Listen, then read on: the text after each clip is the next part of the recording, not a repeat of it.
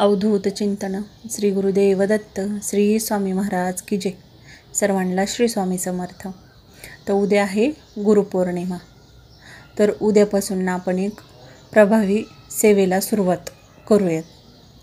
कमीत कमी 11 माळी स्वामी समर्थ महाराजांचा जप करा किंवा श्री अवधूत चिंतन श्री गुरुदेव दत्त श्री स्वामी महाराज की जय ह्या एका मंत्राचा तुम्ही जप करा। 11 माळी नाही जमला तुमच्या कामानिमित्त वगैरे तर तुम्ही 1 माळ अवश्य करा। सकाळी करा किंवा संध्याकाळी करा।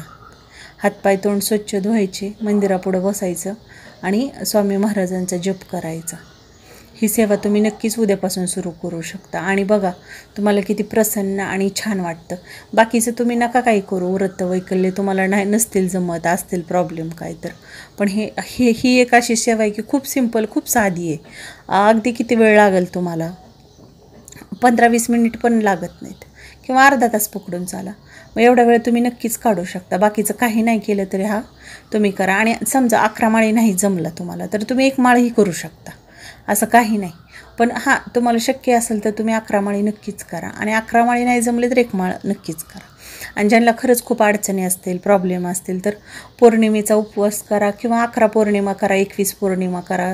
बघा तुम्हाला तुमच्या आयुष्यामध्ये खरंच खूप फरक जाणवेल आणि असं वाटेल की गुरु तुमच्याबरोबर चालतात, ते तुमचे सगळे प्रॉब्लेम सॉल्व करतात ते। तर पौर्णिमेपासून तुम्ही ही सेवा चालू करायला काहीच हरकत नाही।